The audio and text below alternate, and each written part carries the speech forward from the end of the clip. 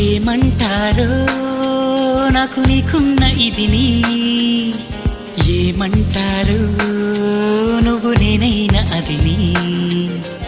ఏమంటారో మారిపోతున్న కథని, ఏమంటారో జారిపోతున్న మతిని. చూసే పెదవిని, మాట్లాడే కనులని, నవ్వే నడకని, కనిపించే శ్వాసని, ఇచ్చి పుచ్చుకున్న మనసుని ఇదా అదా యదా విధా. మరి ఏమంటారో నాకు నీకున్న ఇదిని, ఏమంటారో నువ్వు నేనైన అదిని.